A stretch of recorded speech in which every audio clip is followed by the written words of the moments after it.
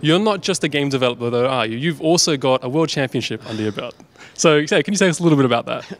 Yeah, so in the early 2000s, I used to collect arcade machines. This was before my kids were born, okay? And I like to think of it as like, you know, how people collect old cars and they repair them. Well, I used to do that with arcade machines from like the 80s and the 90s. I had like Pac-Man and Galaga and Joust and, you know, all these games. And I had like 15 of them at one time. One of them was Pac-Man. And so I got it in my head. I was like, you know what? I checked out the Twin Galaxies score for that particular game. Twin Galaxies is like the world scorekeeper for video games. And I was like, I think I can beat that. And so, I practiced and practiced for a couple weeks, and sure enough, I broke the record. And I ended up videoing myself, and I submitted it in. And Walter Day, the chief scorekeeper, got back to me, and he's like super excited. He was like alert and press, and kind of got my name out there a little bit. And that's sort of my first experience in just the entertainment industry as a whole. Getting out there in the gaming industry, and that catapulted me a little bit out in the industry. I think it definitely didn't hurt.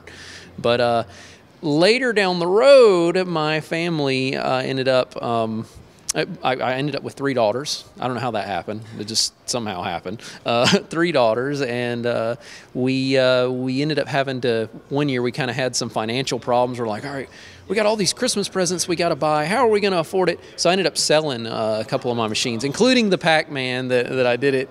I broke the record on, and it wasn't long after that somebody ended up breaking my record. So I'm always asked, are you ever going to try to take that record back? And I'm like, well, if I actually could go out there and buy another machine, I would. But as of right now, no, I'm too busy trying to make a video game than break somebody else's score.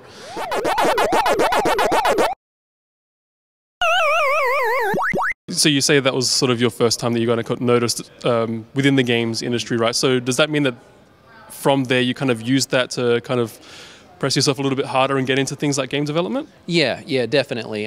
From there, it was around not too long after that, the whole new media movement occurred with social media, right? Podcasting started coming out, and I decided to take, take the little teeny name I had kind of built for myself in the video game world and move that into the podcasting world. And so I started doing podcasts with people and doing interviews and networking. And that's a big part of it. Anybody will tell you this in game development. A huge part of game development is networking.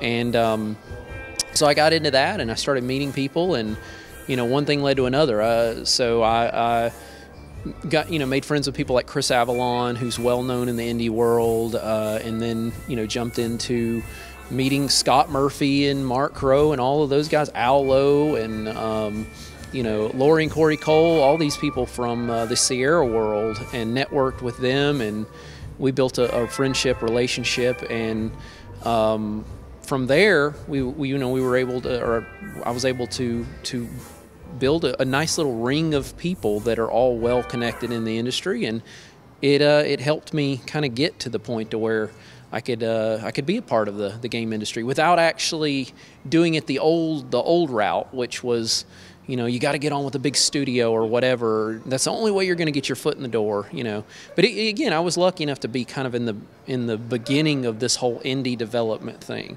And you can still kind of say it's still in its early stages, its infant stages, but I was able to get my foot in the door with it real quick, real early on.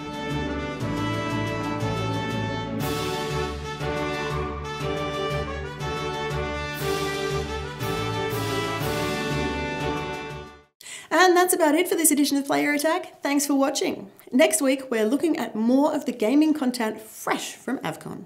More than 50 titles were featured in this year's Indie Games Room, and while we couldn't chat to all of them, we can tell you about our favourites. In the meantime, you can catch us at playerattack.com. We're on Facebook, YouTube and Twitter, and if you've got something you want to say, send us an email, mailbox@playerattack.com, or just hop on our forums.